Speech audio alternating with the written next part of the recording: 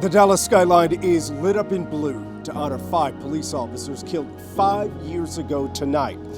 It was one of the darkest times in the city's history, and tonight we're dedicating our entire newscast to the tragic events of that night. Why? Because we now have never before seen body camera and dash cam images that tell a deeper story. A story about heroes, and a story that gives us an understanding of why the Dallas Police Department will never and should never forget. It's taken our investigative team 5 years to gather this video and sort through it all. I feel I need to tell you, it is hard to watch. What you're about to see is gut-wrenching. These heroes ran toward the gunfire as everyone else ran away. And around 7 p.m. that night, a large group of protesters and activists gathered to march right here in downtown Dallas on the heels of a nation reeling from police shootings. Officers were nearby to keep everyone safe. And then just before 9, Micah Johnson started shooting. And what had been a peaceful protest up until then suddenly descended into total chaos. Yeah, the shooter hid inside El Centro College. It would be hours of negotiations before the gunman was killed by a device law enforcement had never used before. 4 DPD officers and a DART police officer died. Let's watch now as investigative reporter Tanya Iser gives us a new look at 7/7 from the hero's perspective.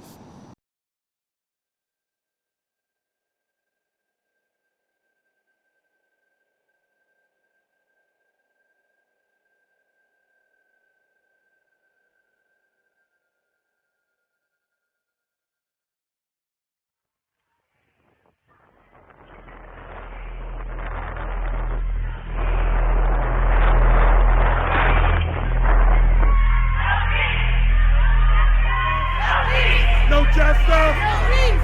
No justice! No peace! No justice! No peace! Stand up for what is right! Thousands are gathered in downtown Dallas, Don't be afraid! protesting the police shootings of Philando Castile in Minnesota and Alton Sterling in Louisiana. Major Paul Younger was one of the commanders overseeing the protest.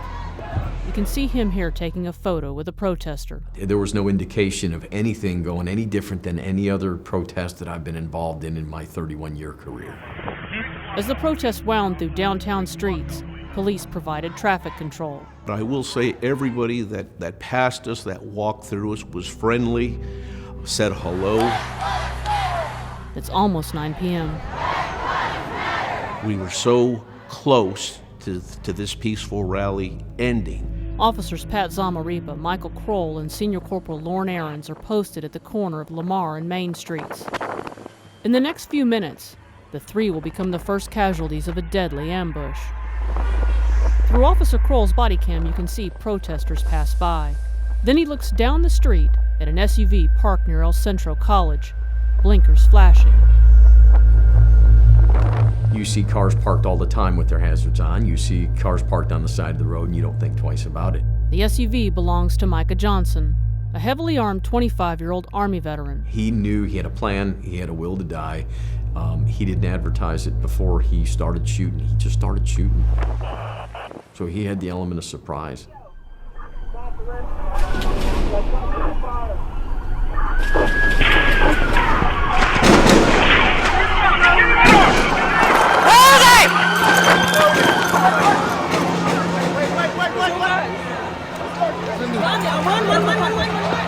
Protesters run for safety. Officers converge, taking cover, protecting protesters. Get out of the street! Go back that way! Seconds before the shooting starts, dashcam video shows Zamaripa sitting in his squad car. He's listening to a Rangers game. He runs toward the gunfire. Zamaripa's running with me. I'm running like this, Zamaripa's running like that. So when he got hit, he just fell. And I can see the round hitting the pavement. And I'm already behind the squad car, behind the engine. I got my gun out. And I felt the bullet just hit between my legs. And the shrapnel hit me. From above, the guests at Crown Plaza capture cell phone video of the shooter. That dude is shooting right now. That dude is shooting right now. Oh my God! That guy's reloading right now. He's shooting off right now. He's shooting at the cops, dude. That guy right there. Some guys. With an assault rifle. I barely was able to crawl to the radio. and let them know we're in a kill zone. Stay away, stay back, we're in a kill zone. Sergeant Ivan Gunter headed the team that included Kroll, Zamaripa, and Ahrens.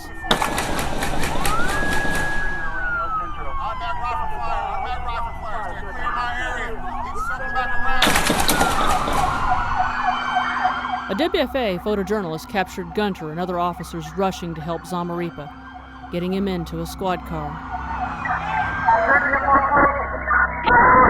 Dashcam video shows the frantic ride to the hospital. Come on. Squeeze my hands, get away, man. Squeeze my hands.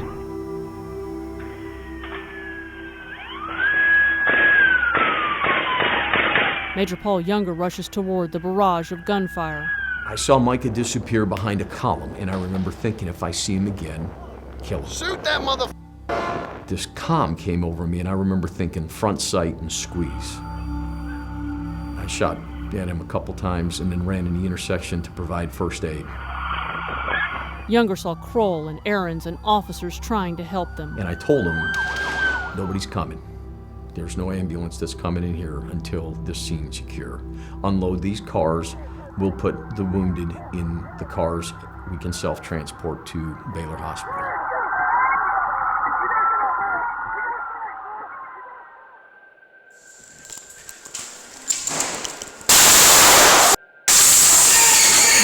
El Centro Police inside will now find themselves under attack. Where is he? Where? As seen in an El Centro police officer's body cam video. Anybody here?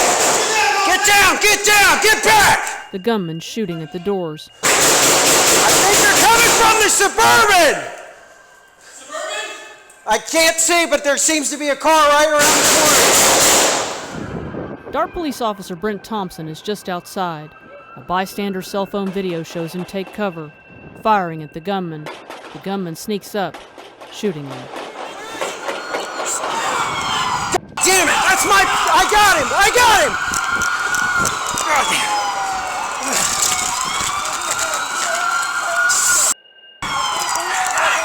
Bubbles! Oh, damn it! 519, we have an officer down at Elm and Lamar. Officer down, get me EMS now! Thompson did not survive. The gun battle that Officer Thompson had with the suspect, Brett struck the suspect. And the only reason I can tell you that is because had it not been for the fresh blood droplets, as soon as we made entry, we would have been looking for a needle in a haystack. As the attack continues, the gunman runs around the corner. An officer spots him. That he was wearing a green vest. He had a tactical vest. Can you see in there? I got looks like blood. Let's go. Following blood and broken glass, officers chase Micah Johnson LT, we're gonna follow the blood. inside El Centro College. The final confrontation lasts for hours. When we come back, the tense encounter inside El Centro. Come out with your hands up! Drop your weapon and come out! For the first time, we hear officers negotiate with Micah Johnson. We're just talking. Trying to slow this thing down and just talk about it. Just gonna blow some sheetrock, ceiling tiles. Just check. We're gonna be able to see for a bit. And a tactic that was never before used in American law enforcement ends the standoff.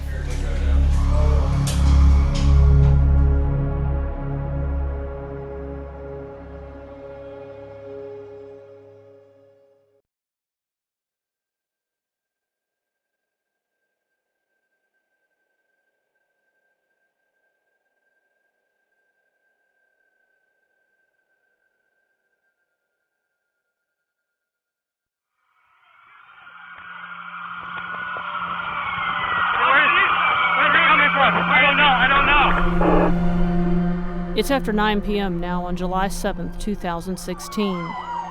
4 officers have been shot at the end of a peaceful protest and will later die. Others have been wounded in the battle on the street.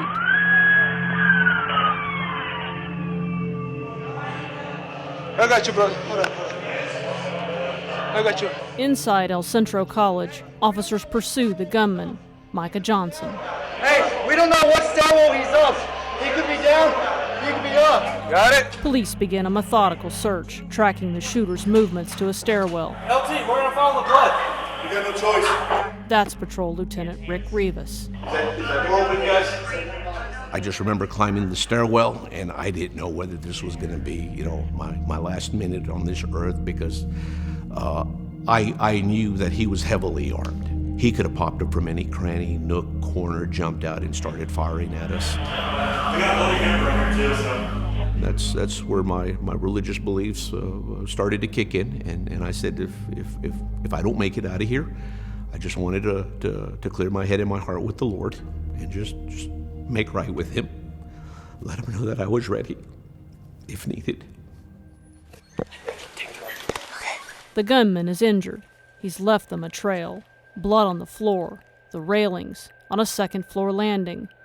Micah Johnson runs to a second-floor window.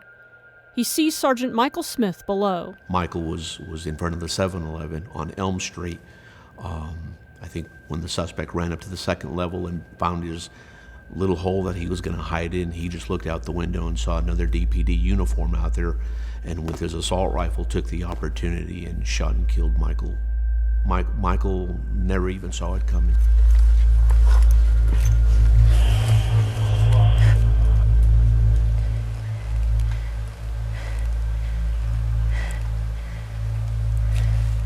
Officers searching the second floor soon find the shooter. Damn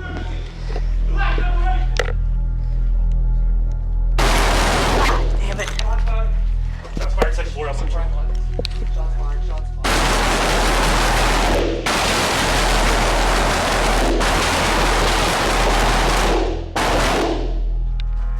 Stay, right there. Come out with your hands up! Drop your weapon and come out! No surrender! What's your name? Huh? X? Hey, X, how you doing? X, I need you to put that gun down and come out of here. Well, I know you're prepared for this. Obviously, this isn't going to end well. Officers corner the shooter at the end of a narrow hallway.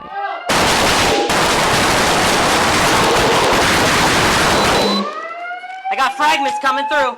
Now, the only thing that protected us is we had a wall to our immediate right. Yep, we're taking rounds to the wall. But it's nothing but sheetrock, and as you know, an assault rifle, those rounds are going to penetrate that sheetrock like a knife through melted butter. I just want to know what you're feeling, X. Negotiator Larry Gordon began trying to talk to the gunman. I just want to know what you're feeling. Basically, I just wanted to slow everything down because he's very emotional. He was very, he wanted all of us to transition tonight. And I said, what do you mean transition? He said, transition from this life to the next. So I'm thinking, oh, okay, he wants us to die. So I knew I had to get the emotionality down to get the rationality up. Why? You say you're going to die here anyway, so what does it matter, bro? We got enough. We got No. Okay, I won't call you bro. I apologize. You said we're killing your black brothers, right? You know I'm black? All I'm asking is that we resolve this situation, man. I want to hear your story. The talking is over. It's time for revolution, brother. If you are my brother, put your weapon on both sides. What's going on in your mind when he tells you that? I was blown away.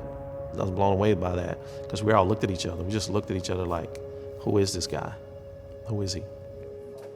All these people are talking in my ear, X, want to know why you're doing this. But Michael wasn't delusional. We have to get liberation. He was very lucid, seemed to be very sane, and very in control.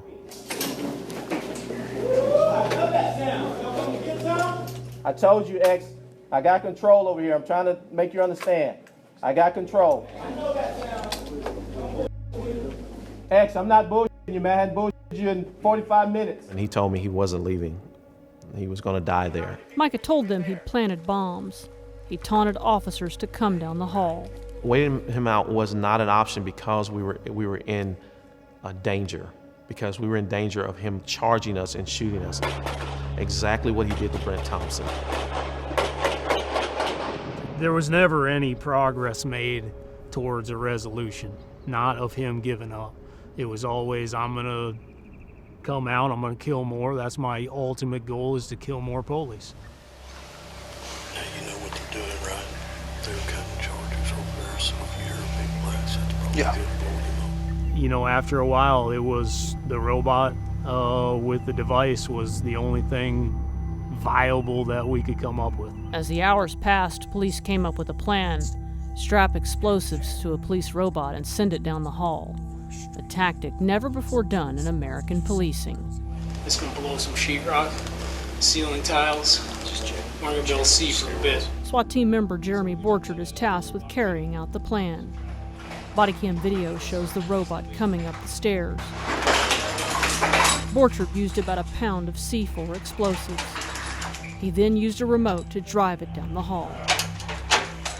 Then as I got closer, he started to get lower down into a crouch with the rifle up. And then as I got even closer, he goes down and almost lays down in front of the thing. So what I saw and what I think was happening is he was anticipating an assault coming behind the robot. So the sergeant had got on the radio and started my countdown. I hit the button and nothing happened. Just quiet. I'm like, ah. So we were losing signal because of where it was. So luckily they passed the initiator to my secondary, and he grabbed it. And right as I pushed the third time, he pushed the button on the secondary, and boom.